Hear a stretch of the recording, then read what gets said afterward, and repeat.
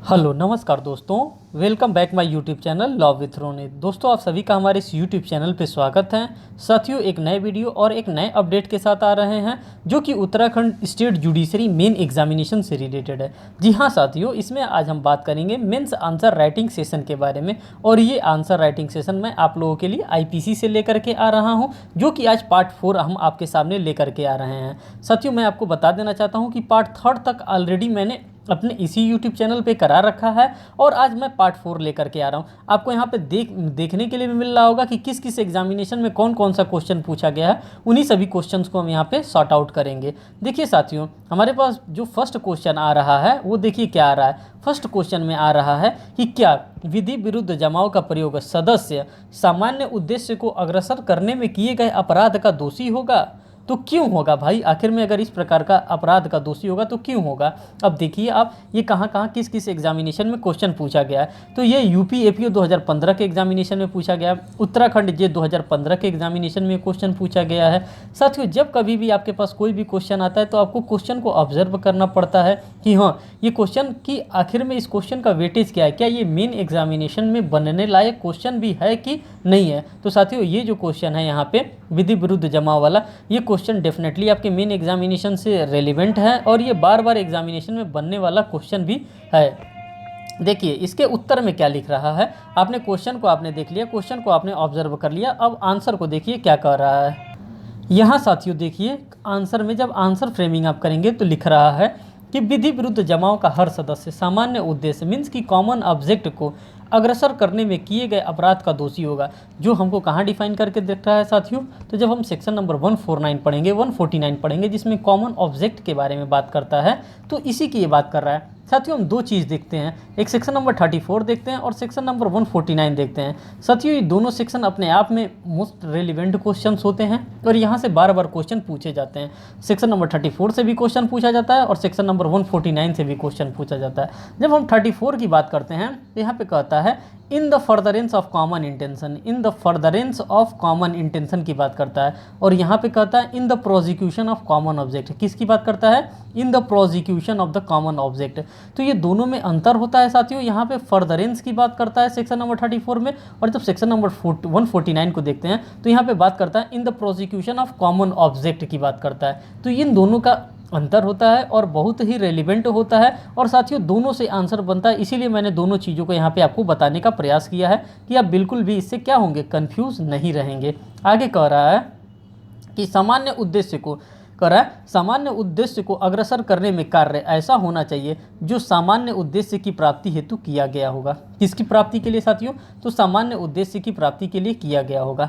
Next कह रहा है सामान्य उद्देश्य के अग्रसर में इस प्रकार विरचित किया जाना चाहिए कि सामान्य उद्देश्य की प्राप्ति हेतु के समतुल्य लगे। ये कैसा लगे? तो सामान्य हेतु के प्राप्ति के जैसा समतुल्य लगे। अब इसके आवश्यक तत्व क्या क्या हो सकते हैं, जो इसेंशियल इंग्रेडिएंट्स हो सकते हैं, क्या क्या हो सकते हैं? कह रहा है इस धारा के निम्नलिखित अवयव हैं। अब क्या क्या है? अब देखिए इसके इंपॉर्टेंट यही की पॉइंट हैं और इसी की पॉइंट को आपको क्या करना होता है, अपने एग्जामिनेशन पॉइंट ऑफ व्यू से लिखना होता है। फर्स्ट कह रहा है विधि विरुद्ध जमाव। जब हम कभी भी विधि विरुद्ध जमाव की बात करते हैं तो कह रहा है विधि विरुद्ध जमाव के सदस्य द्वारा कोई अपराध किया जाना, सबसे तो पहले इनके द्वारा क्या किया जाएगा, किसी भी प्रकार का ऑफेंस को कमिट किया जाएगा। सेकेंड कह रहा है ऐसा अपराध जमाव के सामान्य उद्देश्य को अग्रसर करने में किया जाएगा।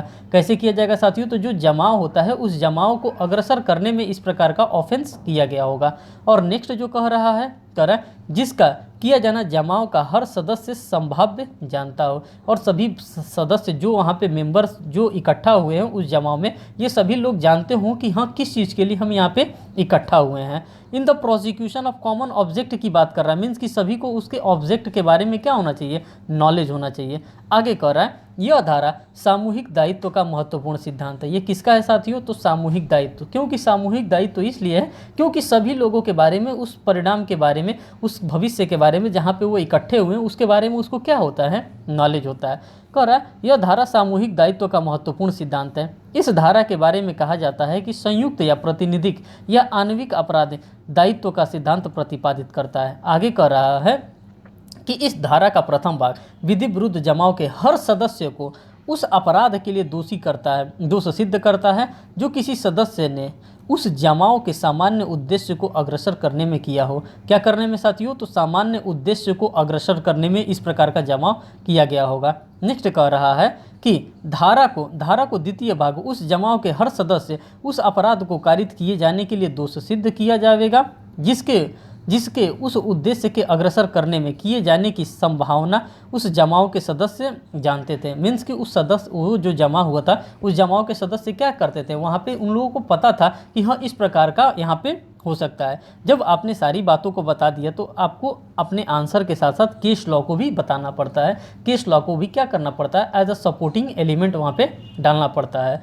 महत्वपूर्ण वाद में देखिए, कह रहा है मूसा खां बनाम महाराष्ट्र राज्य का मामला है। कह रहा है कि वाद में यह अभिनिर्धारित किया गया है कि कथित के वाद में अभिमत व्यक्त किया गया कि व्यक्ति अपराध में केवल विधि विरुद्ध जमाव का सदस्य ही नहीं था। क्या था? सिर्फ विधि विरुद्ध जमाव का सदस्य नहीं था, बल्कि सभी महत्वपूर्ण अवसरों पर उसने जमाव के सामान्य उद्देश्य में हिस्सा भी लिया था। और ये कौन सा मामला था? तो मूसा खां बनाम महाराष्ट्र राज्य का मामला था। और ये मामला आपके लिए यहाँ पे क्या हो जाएगा, रेलेवेंट साबित होगा। नेक्स्ट हम बात करते हैं केस लॉ की। तो साथियों कह रहा है केसी मैथ्यूज का केस लॉ आता है। अब केसी मैथ्यूज के केस लॉ के अंतर्गत क्या कह रहा है, विधि विरुद्ध जमाव के अंतर्गत तो कह रहा है कि वाद में आधी रात को लोग गड़ासे तथा हथियार के वाद में हथियार लेकर के पुलिस के पहरे के अधीन खड़े हो गए, व्यक्ति को छुड़ाने के लिए एकत्रित हुए। यह निर्णय दिया गया कि लोगों को हत्या किए जाने का ज्ञान रहा होगा, अतः हत्या तथा बलवा के लिए दोषी ठहराया गया। यहाँ पे क्या किया गया, किसी भी व्यक्ति को छुड़ाने के लिए क्या किया गया, पुलिस के सामने हथियार और गड़ासा लेकर के जाया गया। और क्योंकि भाई जब हथियार आप लेकर के जा रहे हैं तो ऑलरेडी आपको इस तथ्य के बारे में पता है कि कोई ना कोई ऑफेंस वहाँ पे कमिट होगा। तो अगर इस प्रकार का है तो आप क्या होंगे, आप सेक्शन नंबर 149 के अंतर्गत आप बुक किए जाएंगे। नेक्स्ट अगर हम केस लॉ की बात करते हैं तो कह रहा है सीताराम पांडे बनाम बिहार राज्य के वाद में यह बात कही गई कि विधि विरुद्ध जमाव में हिस्सेदारी के लिए यह अपेक्षित नहीं है कि वह उपस्थित रहे तथा उद्देश्य में भागीदारी रहते हुए अपने आप को कोई विवर्त कार्य करने में संलग्न करे। तो ये भी आप लोगों ने केस देख लिया।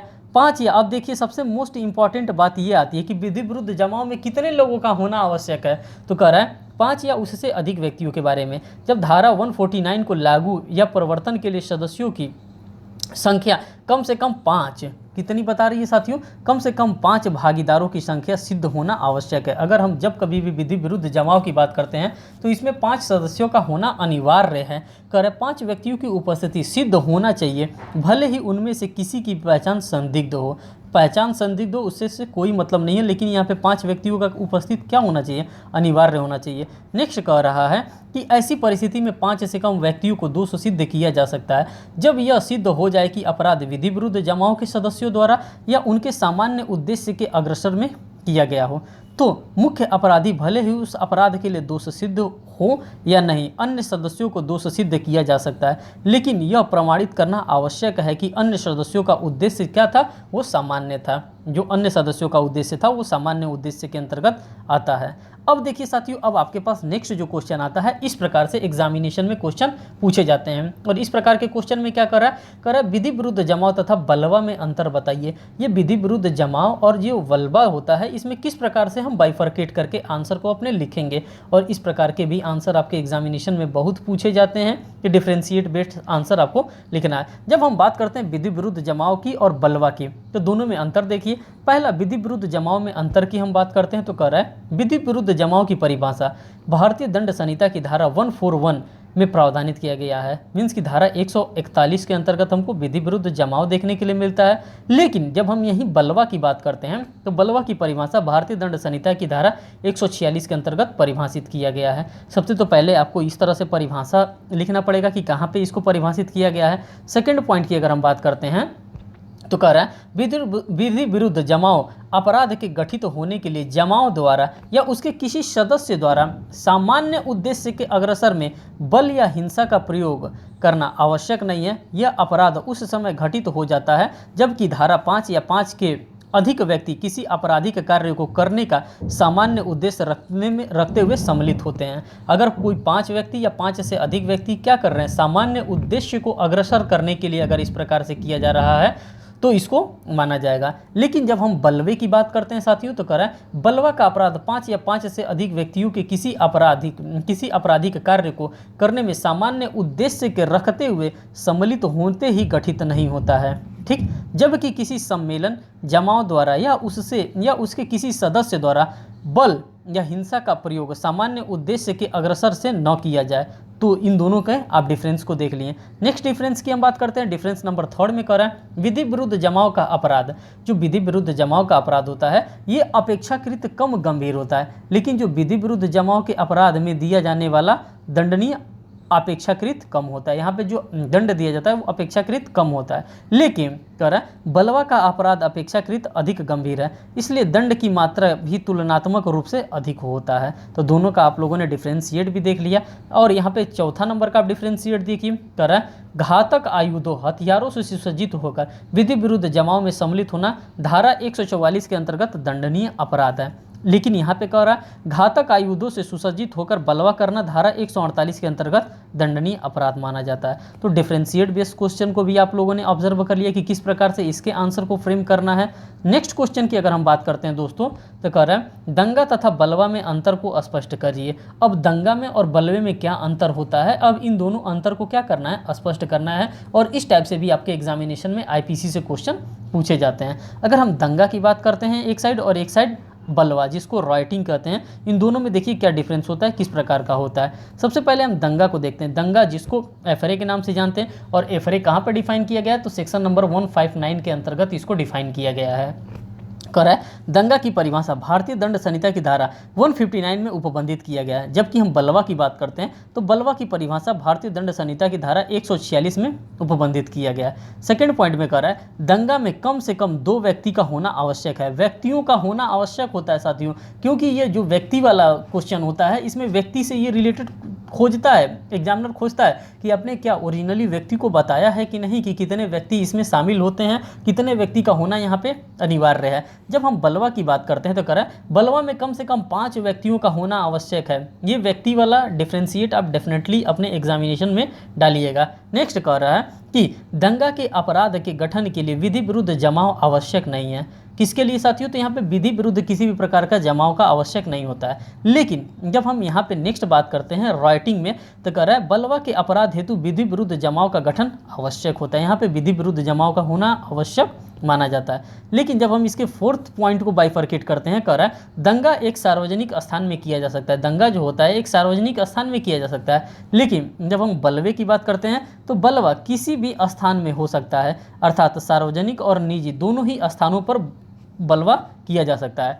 नेक्स्ट यहाँ पे जब 5th नंबर कॉलम की हम बात करते हैं, कह रहा है दंगा करने का अपराध का दोषी व्यक्ति 1 माह तक के कारावास से या 100 रुपये तक के जुर्माने से या दोनों से दंडित किया जा सकेगा। लेकिन जब हम बलवा की बात करते हैं साथियों तो बलवा करने के अपराध का दोषी व्यक्ति 2 वर्ष के कारावास से या जुर्माने से या दोनों से दंडित किया जा सकेगा। तो आप इन दोनों चीज़ों को क्या कर लिया, आप लोगों ने बाइफर्केट किया और बाइफर्केट करके आपने इसको देखा।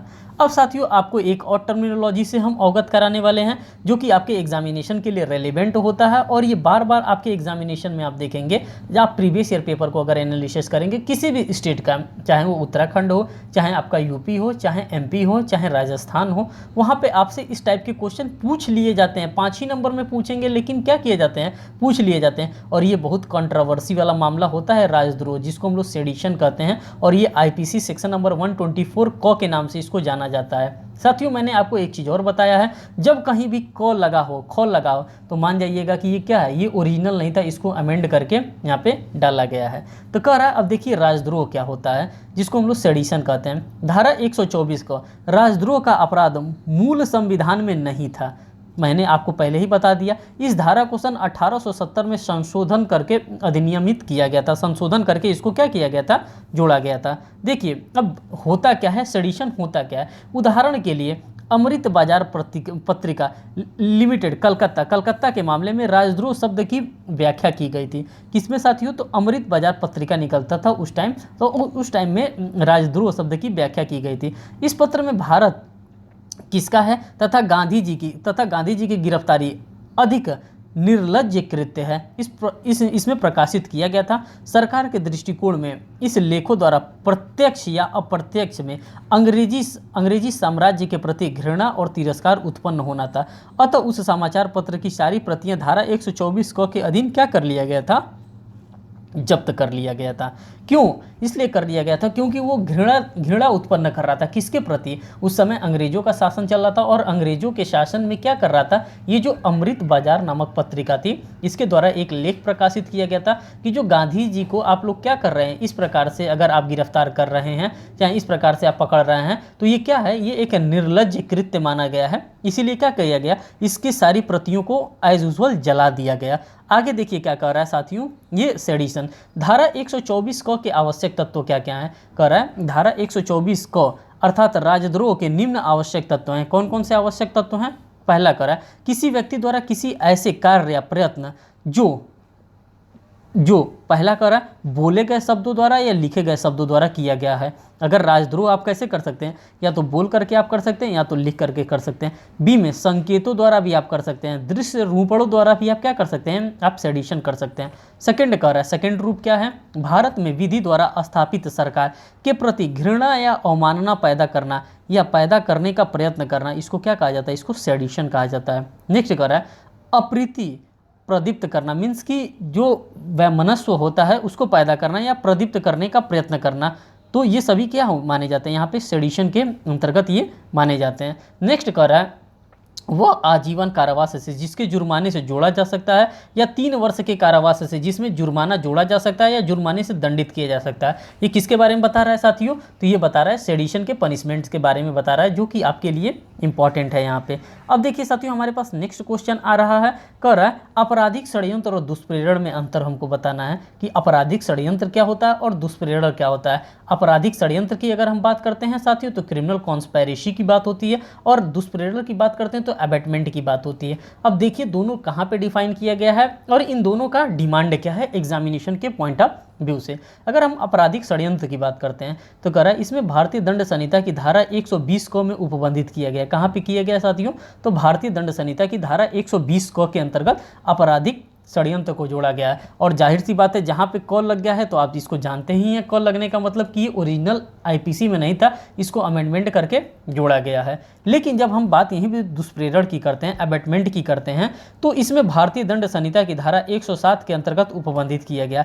इसको ओरिजिनल आईपीसी में डाला गया था और कितने सेक्शन है इसके, सेक्शन नंबर 107 के अंतर्गत ये डिफाइन किया गया। सेकेंड पॉइंट की अगर हम बात करते हैं दोस्तों तो कह रहा है आपराधिक षड्यंत्र एक ही प्रकार से होता है। जो आपराधिक षड्यंत्र होता है वो एक प्रकार से ही हो सकता है, लेकिन जब हम इसकी बात करते हैं तो ये कितने प्रकार से अबेटमेंट हो सकता है, तो साथियों ये 3 प्रकार से हो सकता है। एक तो इंस्टिगेट करने से, एक एडिंग करने से, और तीसरा जो होता है कॉन्स्पायरेसी करने से। इसी 3 स्रोतों से क्या किया जा सकता है, हम लोग अबेटमेंट कर सकते हैं।